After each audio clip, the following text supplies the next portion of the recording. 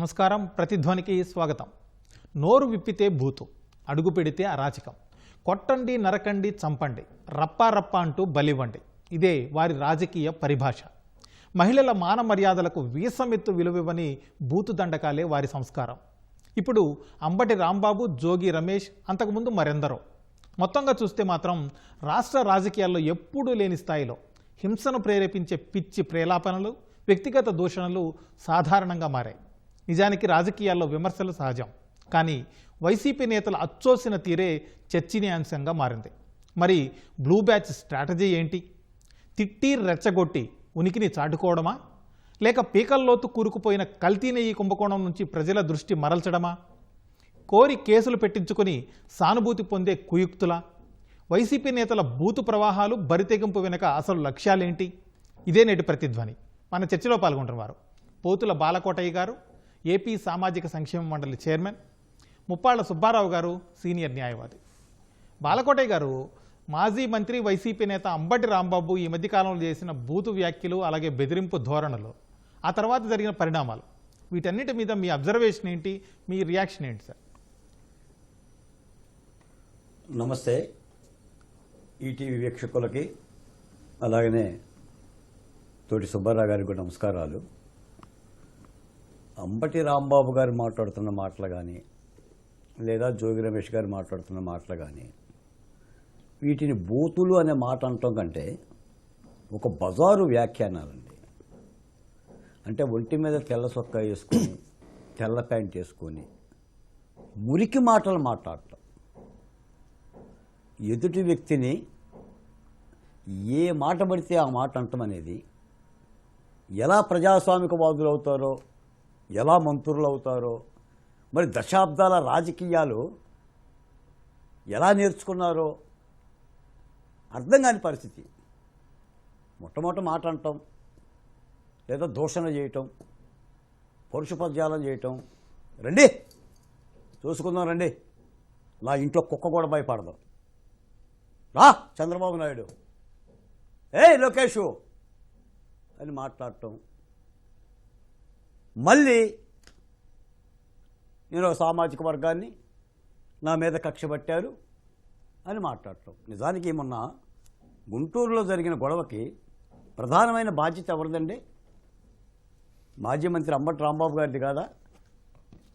ఎవరెవరి దగ్గరికి వెళ్ళారు? ఈరోజు మీకు ఏమైనా సమస్య ఉంటే ప్రజాస్వామ్యంలో ఒక మాజీ మంత్రి ఏం చేస్తాడు? డీజీపీకి కంప్లైంట్ చేస్తాడు, ఆ ఫ్లెక్సీలు తొలగించండి అని. తొలగించకపోతే ధర్నా చేస్తారు ఏ కలెక్టర్ ఆఫీస్ దగ్గర. వెళ్ళిపోతారా సార్? అంటే అది కవ్వింపు చర్య కాదా? రెచ్చగొట్టడం కాదా? పంపించి ఒక్కసారా, 2 సార్లా? నేను మాట చెప్తే ఈ సందర్భంగా, మనం సుమతి శతకం, వేమన శతకం, ఇలాంటి శతకాలు మనకు బాగా తెలుసు. ఇది జగన్మోహన్ రెడ్డి గారి శతకం, సజ్జల గారి శతకం. వీళ్ళ బల్లో అమ్మ అని ఉండదు, నీ అమ్మ అని ఉంటుంది. వీళ్ళ బల్లో ప్రజాస్వామ్యం అని ఉండదు, రప్పా రప్ప అని ఉంటుంది. రప్పా రప్ప అంటే వీళ్ళకి ప్రజాస్వామ్యం, కత్తి పట్టుకుంటే వీళ్ళకి ప్రజాస్వామ్యం. రండిరా అని చెప్పి అరిస్తే, ఆంబోతుల్లాగా, పోట్ల గిత్తల్లాగా అరిస్తే ప్రజాస్వామ్యం. మరి ఈ పద్ధతిని అర్థం చేసుకోవాలి. నేను అడుగుతున్నానండి కుటుంబ సభ్యులను కూడా, అరే ఉతికిన బట్టలు వేసుకుని వస్తున్నారు కదా బయటికి, తెల్లగానే మాట్లాడాలి కదండి. మీ జెండా రంగులేంటి? మీరు మాట్లాడుతున్న మాటలు ఏంటి? మీరు చెప్పే నాయకుల పేర్లేంటి? ఏనాడైనా తెలుగు నేల మీద ఇలాంటి భాష ఉందండి? ఎవరైనా మాట్లాడారండి? నేను జగన్మోహన్ రెడ్డి గారిని కూడా అడుగుతున్నా, మీ బల్లో ఏం నేర్పుతున్నారు? ఏ పెద్దబాల శిక్ష నేర్పుతున్నారు? ఒక ముఖ్యమంత్రిని పట్టుకొని, ఒక చంద్రబాబు నాయుడు గారిని పట్టుకొని, ఒక పెద్దాన్ని పట్టుకొని అలాంటి పరుషపదజాలంతో, అంటే మాట్లాడటానికి కూడా వీలు లేని, రాయటానికి కూడా వీలు లేని సిగ్గుపడే పదజాలం మాట్లాడి మళ్ళీ మెమ్మెమ్మే బెబ్బెబ్బే అని చెప్పేశారంటే ఎలా సార్? సరే, కాబట్టి రాష్ట్ర ప్రజలు ఆలోచిస్తున్నారు, చింతేదో పులిపేందో అంది ప్రజలకు అర్థమవుతుందని చెప్పి ఈ సందర్భంగా తెలియజేస్తున్నా. సుబ్బారావు గారు, కొట్టండి, చంపండి, బలివ్వండి, ఇట్లా ఈ పరిధి దాటిపోయి ఇప్పుడు లా కొడుకుల భాష వరకు కూడా వెళ్ళిపోయారు వైసీపీ నేతలు. లకారం మాట్లాడేస్తున్నారు. అది కూడా రాష్ట్ర ముఖ్యమంత్రి, మంత్రులే టార్గెట్గా చేసుకుంటున్నారు. ఇలాంటి మాటలను అసలు చట్టం అంగీకరిస్తుందా? ఇక్కడ ఒకటండి, దురదృష్టవశాత్తు ప్రజాస్వామిక వ్యవస్థలో పరిపాలనలో కొంతకాలం కొనసాగిన వాళ్ళు, తిరిగి ఇప్పుడు రాజకీయాల్లో కొనసాగుతున్న వాళ్ళు, సీఎం గారు లాంటి వాళ్ళను లేదంటే మంత్రులను అసభ్యకరంగా బాహ్య ప్రపంచం అసహించుకునే విధంగా వ్యక్తిత్వ హననానికి పాల్పడుతున్న సంఘటనలో మితిమీరిపోతున్నాయి రోజు రోజుకి. మొన్నటి వరకు రప్పారప్ప అన్నారు, పుట్టినరోజు అని చెప్పేసని మేకలను నరోడ్డు మీద భరించి రక్తంతో రక్తదానాలు చేశారు. అలాగనే బ్యానర్లో పెట్టుకొని భయకంపితులు చేశారు. చివరికి విచారణా సంస్థలను కూడా బెదిరించారు కదా, బట్టలు ఓడదీస్తామని చెప్పారు, సప్త సముద్రాలు దాటినా లాక్కొస్తామన్నారు. అలాగే సుబ్బారావు గారు మహిళలను కూడా యా. వ్యక్తిత్వ హననానికి పాల్పడ్డారు కదా. సుబ్బారావు గారు, అసలు ఇలాంటి దాని మీద మాటల్ని ఇలాంటి చర్యల్ని చట్టపరమైన చట్టం చర్యలు అనుమతిస్తుందా? కఠినంగా తీసుకోవాల్సిన అవసరం ఉంది. దీన్ని చట్టం అనుమతించడం లేదు.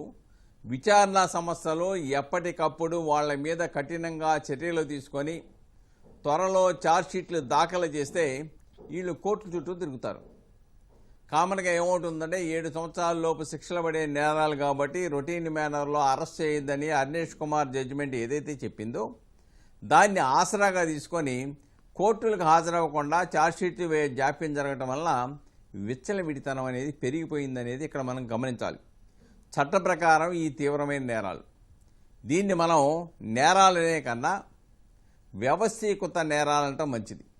ఎందుకంటే అందరూ సామూహికంగా ఆలోచించి ఏ విధంగా బూతుల పంచాంగాన్ని చెప్పాలో ఆ విధంగా చెప్తూ ఉన్నారు. మొన్న చంద్రబాబు నాయుడు గారిని ఏం చేశారు, వాళ్ళ తల్లి గారిని ఏ విధంగా లాభాష మాట్లాడాడు, రెచ్చగొట్టే ధోరణి కదా. నువ్వు ప్రొవకేషన్ చేస్తూ, నువ్వు ప్రేరేపిస్తూ ఈ విధంగా నేను ఇప్పుడు వచ్చేసి నా మీద తప్పుడు కేసులు పెట్టారు, ఆ కేసులు పెట్టారంటాం సరికాదు. ఏదేమైనా కూడా చట్టం ముందు అందరూ సమానులే. దీంట్లో కులాలు మతాలకి చట్టాలు వేరువేరుగా లేవు. ఎవరైనా తప్పు చేస్తే, ఎవరైనా ఈ విధంగా బెదిరించి చట్ట వ్యతిరేక చర్యలకు పాల్పడితే వారి పట్ల కఠినంగానే వ్యవహరించాలి. ఇప్పటికే అమ్మటి రాంబాబు గారి మీద 16 కేసులు ఉన్నాయి. నిన్న పెట్టిన 2తో ఇంకొక 18 అయి ఉంటాయి. కాబట్టి కేసులు పెడితే పరిష్కారం కాదు. సుబ్బారావు గారు, మళ్ళీ వద్దాం. కేసులు త్వరితగతిన విచారించాల్సిన అవసరం అయితే స్పష్టంగా కనబడతా ఉంది. బాలకోటే గారు, ఎవరో ఒకరు ఏదో ఒక సందర్భంలో పొరపాటుగా మాట తూలారంటే ఏమోలే ఏదో పొరపాటు జరిగింది అనుకోవచ్చు. కానీ వైసీపీలో పై స్థాయి నుంచి కింది స్థాయి వరకు ప్రతి ఒక్కరిది ఇదే తీరు. దీని వెనక వైసీపీ వాళ్ళ ఉద్దేశం ఏమై ఉండొచ్చు అంటారు? వీళ్ళదంతా కూడా పోకిరి సినిమాలో చెప్పినట్టుగా ఉప్మాపడండి, మొత్తం ఉప్మా తింటమే. జగన్మోహన్ రెడ్డి గారి దగ్గర నుంచి కార్యకర్త వరకు, సోషల్ మీడియా ఆర్గనైజర్ వరకు ఇక ఇదే పుక్కిటి పురాణం. ఈ సందర్భంగా ఏంటంటే, అసలు ఆవు చేలో మేస్తాడంటే దూడ గట్టు మీద మోస్తుందా? ఇప్పుడు జగన్మోహన్ రెడ్డి గారు ఇస్తున్న సంకేతాలు ఏంటి? కర్ణాటకలో కూర్చొని యలహంక ప్యాలెస్లో కూర్చొని ఆయన రాస్తున్న స్క్రిప్టే ఇది. మనం అర్థం చేసుకోవాలి, రాష్ట్ర ప్రజలు అర్థం చేసుకోవాలి. ఇది జగన్మోహన్ రెడ్డి గారి రాజకీయ వ్యూహ ఎత్తుగడ. ఆయన ఆంధ్రప్రదేశ్లో రాజకీయాలు చేయాలంటే ఇంకో ఇదే పద్ధతిలో రాజకీయాలు. మీకు వైఎస్ వివేకానంద రెడ్డి హత్య జరిగిన తర్వాత ఏం చేశారు? ఆ హత్యని అప్పటి ముఖ్యమంత్రిగా ఉన్న చంద్రబాబు నాయుడు గారి మీద చేతికి కత్తిచ్చి పేపర్లో రాసుకున్నారు. అంటే ఈ విధంగా ఎదురుదాడి. ఎప్పుడు కూడా ప్రజాస్వామ్యంలో మనం ఓటమి చవి చూసిన తర్వాత ఏ ప్రతిపక్ష పార్టీ అయినా కూడా కొన్ని గుణపాఠాలు నేర్చుకొని, కొన్ని సమీక్షలు చేసుకొని మళ్ళీ ప్రజల ముందుకు వెళ్ళే ప్రయత్నం చేస్తుంది. కానీ జగన్మోహన్ రెడ్డి గారికి గుణపాఠాలన్నా సమీక్షలన్నా ఇవన్నీ కూడా ఇంకొందరు. నేను ఒక మాట చెప్తానండి మీకు ఈ సందర్భంగా. ప్రజాస్వామ్యంలో ప్రజాప్రతినిధులు ఎలా ఉండాలి, ఏం మాట్లాడాలని నేర్చుకోవాలంటే తెలుగుదేశం పార్టీలో చేరాలండి. చంద్రబాబు నాయుడు గారి దగ్గర శిష్యరకం చేయాలి. ఎలా ఉండకూడదు, ఏది మాట్లాడకూడదు అని తెలుసుకోవాలనుకుంటే వైసీపీ పార్టీలో సభ్యత్వం తీసుకొని జగన్మోహన్ రెడ్డి గారి ప్యాలెస్కి వెళ్ళొచ్చండి. ఇదే తేడా. మంచికి చెడుకు తేడా ఉన్నట్టుగా, చీకటికి వెలుగుకి తేడా ఉన్నట్టుగా ఒక చీకటి పరిపాలకుడి దగ్గర శిక్షణ పొందితే బూతులకు ఏమొస్తాయండి? అరాచకం, అల్లకల్లోలం, ఈ రాష్ట్రంలో శాంతి భద్రతలో ఒక విఘాతం, ప్రజల్లో ఒక ఉద్రేకత. ఇది ఒక వ్యూహాత్మకంగా జరుగుతున్న ఒక ప్రక్రియ. సుబ్బారావు గారు ఇప్పుడు చేసింది చాలక వైసీపీ వాళ్ళు ఇంకా పైకి వచ్చి బయటకు వచ్చేసి మా మీద అక్రమ కేసులు బనాయించారు అంటూ దిక్కుమాలిన రాజకీయాలు చేస్తున్నారు. అసలు చట్టాలు, సెక్షన్లు, కోర్టులు, కేసులు ఇలాంటివి వీళ్ళకంటే అలాంటివి చూస్తే వీళ్ళకేం కనీసం భయం లేదు. అసలు ఏం చేయాలి అసలు వీళ్ళని? ఇక్కడ ఒకటండి, అక్రమ కేసులు ఎలాగవుతాయో చెప్పాలి పాపం. వాళ్ళ మంచి కేసులు, సరైన కేసులు అంటే ఏమిటో, అక్రమ కేసులు అంటే ముందు వాళ్ళ క్లాసులు తీసుకోవాలి. ఒక రాష్ట్ర ముఖ్యమంత్రిని పట్టుకొని లాభాషలో వాళ్ళ తల్లిగారిని, ఆయన్ని అసభ్యకరంగా బూతులు తిడితే అది నేరం కాదా? అలానే లోకేష్ గారిని ఈయనకి కొవ్వు తగ్గిందేమో అనుకుంటున్నాను, కొవ్వు తగ్గలేదు, కొవ్వే కాదు మెదడులో చిప్పు కూడా పోయింది అని బూతు పదాలు వాడితే అది నేరం కాదా? అలానే వ్యక్తిత్వ హననానికి పాల్పడితే అది నేరం కాదా? నేరం కాకుండానే న్యాయస్థానం ఏ విధంగా అంబటి రాంబాబుని రిమాండ్ ఇచ్చింది? అందులో అన్ని కూడా 7 సంవత్సరాల లోపు నేరాలే కదా. దాంట్లో ఈయన మాట్లాడింది ఏంటి? దమ్ముంటే అరెస్ట్ చేసుకో, ఏదో లేకపోతే మీ ఇష్టం వచ్చాడు మీరు చేసుకోండి, మీ రెడ్ బుక్ మా కుక్కలు కూడా భయపడవు లాంటి రెచ్చగొట్టే పదాలు వాడి ఆ సంఘటన జరగడానికి కారకులు ఎవరు? ఆంధ్రప్రదేశ్ హైకోర్టు చాలా స్పష్టంగా చెప్పింది కదా, ప్రజా జీవితంలో ఉన్నవాళ్ళు మాటలు జాగ్రత్తగా మాట్లాడాలి, సభ్య సమాజంలో ఉన్నప్పుడు శాంతి పద్ధతిలో రెచ్చగొట్టే ధోరణిలో ప్రసంగాలు చేయకూడదు అని హితబోధ చేసింది కదా మీరేసిన కేసులోనే. కాబట్టి ఇక్కడ చాలా స్పష్టమండి, ఇక్కడ అసభ్యకరంగా తిట్టడం, లేదంటే సోషల్ మీడియాలో పెట్టేసి వ్యక్తిత్వ హననానికి పాల్పడటం, ఇలాంటివి చేసి మా మీద కేసులు పెట్టారంటే చట్టానికి మీరేమైనా అతీతులా? కుల మతాలకి చట్టాల అతీతమేం కాదు, చట్ట విరుద్ధంగా వ్యవహరించే వాళ్ళకి చట్టాల విరుద్ధమే కాదు, లేదంటే రాజకీయ నాయకులు, మాజీ మంత్రులకి చట్టాలేమీ అతీతం కాదు. చట్టం ముందు అందరూ సమానులే, చట్టం తన పని తాను చేసుకుని పోతుంది. చట్టాన్ని అధికారంలో ఉన్నా ప్రతిపక్షంలో ఉన్నా అందరికీ నిబంధనలు, చట్టాలు ఒకటే అనే విషయాన్ని ఈరోజు చంద్రబాబు నాయుడు గారు చెప్పిన అంశాన్ని కూడా పరిగణలో తీసుకోవాలి. కాబట్టి ఏదేమైనప్పుడు కూడాను చట్ట విరుద్ధంగా వ్యవహరించిన వాళ్ళు ఎన్ని గగ్గోలు పెట్టినా ప్రజలు నమ్మరు, ప్రజలు హర్షించరు, చట్టం తన పని తాను చేసుకుపోద్దనే విషయాన్ని ఇక్కడ వాళ్ళు గుర్తుంచుకుంటే మంచిదండి. బాలకోటయ్య గారు, ఇప్పుడు ప్రజా సమస్యలు, ప్రభుత్వ విధానాల మీద మాట్లాడాల్సిన రాజకీయ నేతలు ఈ విధంగా బూతులు, బెదిరింపులకు పరిమితం అయితే అసలు యువతకు ఏం సందేశం ఇస్తున్నట్టుగా అర్థం చేసుకోవచ్చు? అలాగే వీళ్ళ వైసీపీ నాయకుల తిట్లు, ఇవన్నీ బూతులు చూస్తుంటే మహిళల మీద వాళ్లకు కనీస గౌరవం ఏమైనా ఉన్నట్లుగా కనిపిస్తుందా? ఏ యువతకు సార్, ఏ యువతకు సందేశం, ఏ మహిళకు సందేశం? అసలు ఇంట్లో ఉన్న యువతకి ఏం సందేశం ఇస్తున్నారు ఆలోచించండి. ఇంట్లో ఉన్న భార్యా పిల్లలకి ఏం సందేశం ఇస్తున్నారు? వాళ్ళు కూడా ఎలా మాట్లాడుతున్నారు? బయట యువత సంగతి దేవుడు ఎరుగు, బయట మహిళల సంగతి భగవంతుడు ఎరుగు. అసలు నీ భార్యకి ఏం సందేశం ఇస్తున్నావు, నీ బిడ్డలకి ఏం సందేశం ఇస్తున్నావు ఈ బూతులతో? నేను అడుగుతున్నాను. మళ్ళీ పిల్లల్ని బయటికి తెచ్చి ఏం మాట్లాడిస్తున్నారు? ఏ కార్డులు అడ్డం పెడుతున్నారు? 30 ఏళ్ల క్రితం జరిగిన సంఘటనలో, 40 ఏళ్ల క్రితం జరిగిన సంఘటనలే అడ్డం పెట్టుకొని ఏదో ఆది పురుషుల్లాగా, ఆరాధ్య దేవుళ్ళలాగా ఏం చేస్తున్నా చెప్పండి? ఇప్పుడు ఎందుకు గుర్తుకొస్తున్నాయండి ఈ కులం కార్డులు? ఏదో దళితులు మాలాంటి వాళ్ళమో, సోషల్ వెల్ఫేర్ బోర్డు లాంటి వాళ్ళం ఏదైనా సామాజిక పరంగా మాట్లాడితే ఏదైనా తప్పులేదు. కానీ మీరు పెద్ద పెద్ద సారులు అయ్యి, రాజకీయాల్లో మంత్రులు అయ్యి, పెద్ద మంత్రులు అయ్యి ఏం సందేశం ఇస్తారు? ఒక దుర్మార్గమైన ప్రక్రియ అండి. నిజంగా సిగ్గుపడాలి ఈ పరిస్థితి తెస్తున్నందుకు. కుటుంబ సభ్యులు కూడా ఆలోచించాలి, ఆ సామాజిక వర్గాలు కూడా ఆలోచించాలి. ఏంటి సార్ అసలు అది? అంటే ఉభయచరాలా? నీళ్ళల్లో ఉంటారు, నేల మీద ఉంటారు కప్పల్లాగా. మీకు అవసరం వస్తే జగన్మోహన్ రెడ్డి గారి దీవెనలు కావాలి, అవసరం తీరిపోతే కులం కార్డు కావాలి. మేము రోజు నిత్యం డిబేట్లో పాల్గొనే వాళ్ళమే.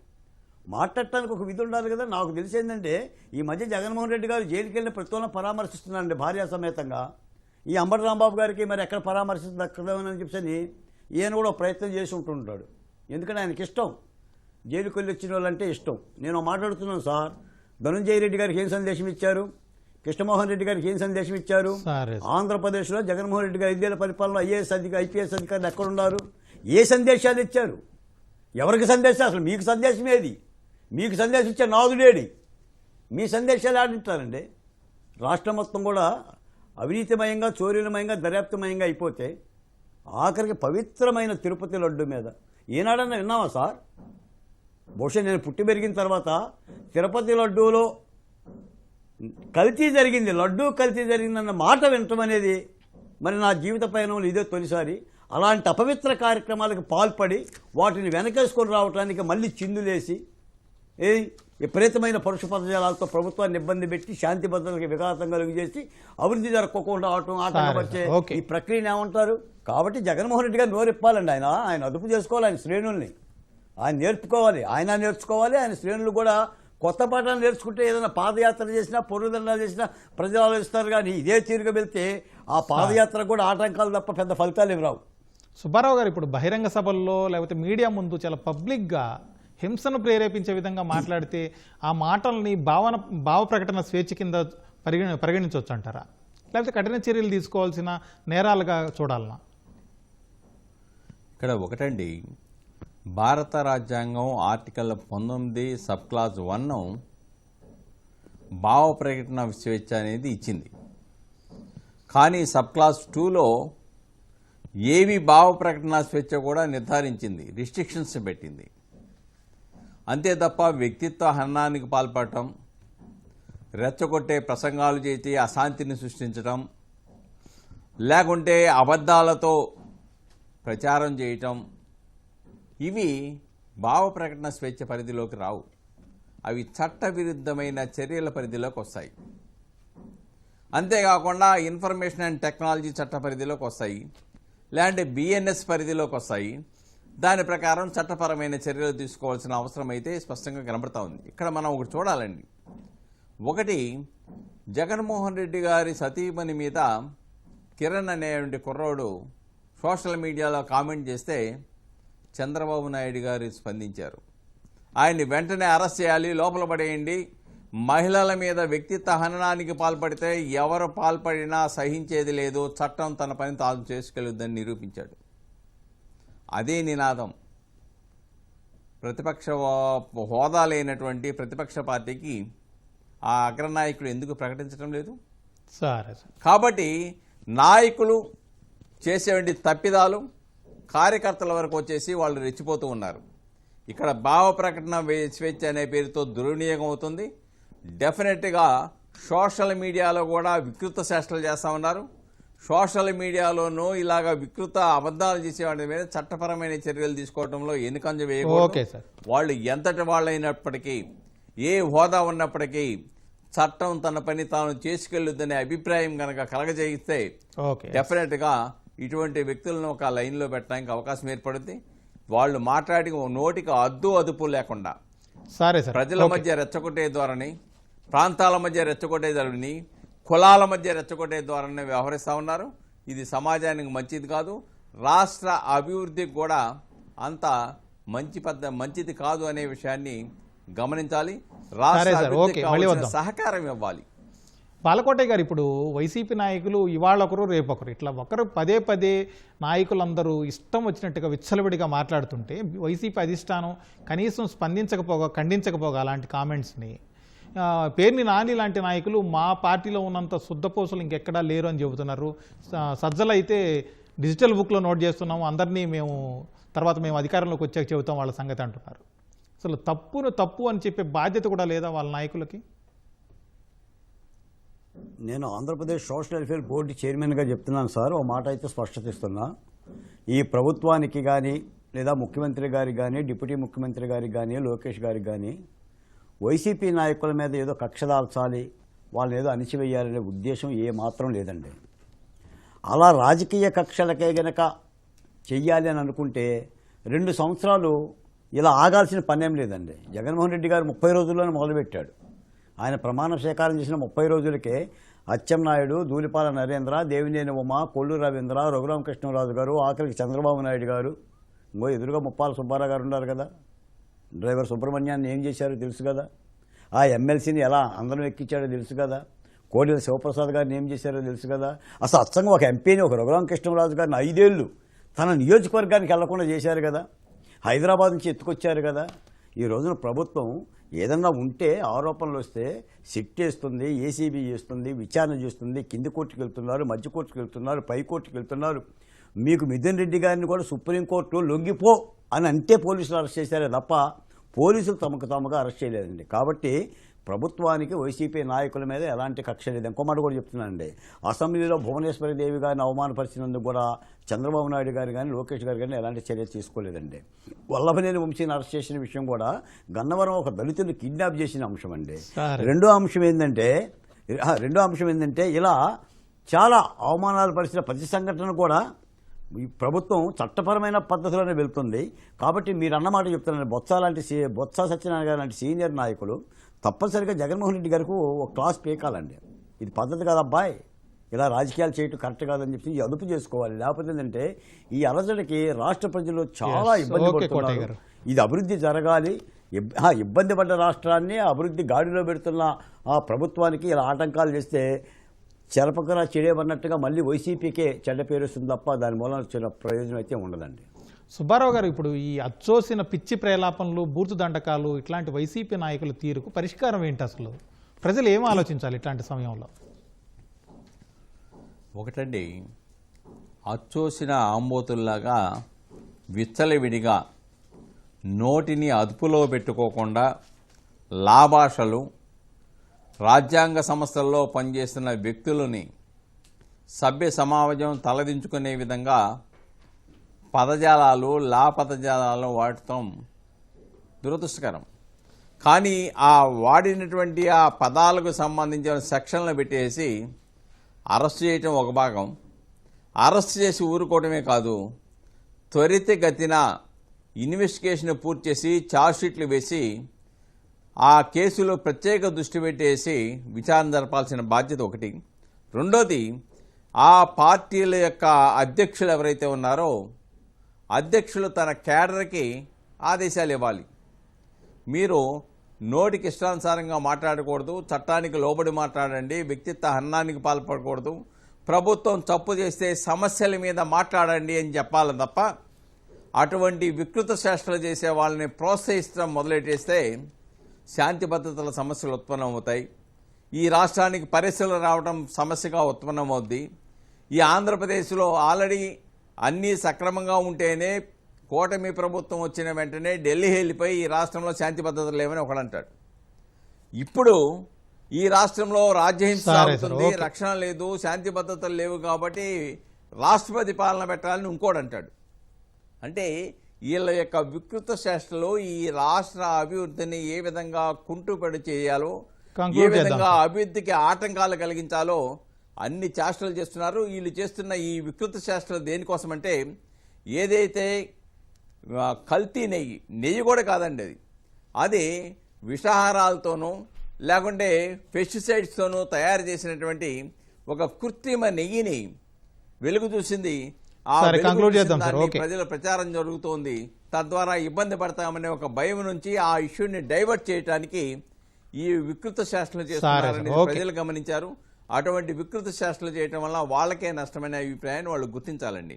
2019 నుంచి 24 మధ్య విచ్చలబడిగా బూతులతో రెచ్చిపోయిన వైసీపీ నేతలు 2024లో ఎన్నికల్లో ప్రజలు బుద్ధి చెప్పిన తర్వాత కొంత సద్దుమణిగారని, మళ్ళీ 2 సంవత్సరాలు కూడా గడవక ముందే మరోసారి నోటికి పని చెప్పిన ఈ నాయకులకి ఎప్పుడు ఎన్నికలు వచ్చినా మరోసారి ఓటుతో ప్రజలు బుద్ధి చెబితేనే కొంత సంయమనంతో ఉంటారని మన చర్చలో పాల్గొన్న నిపుణులు సూచిస్తున్నారు. ఇది వాళ్ళ ప్రతిధ్వని. నమస్కారం.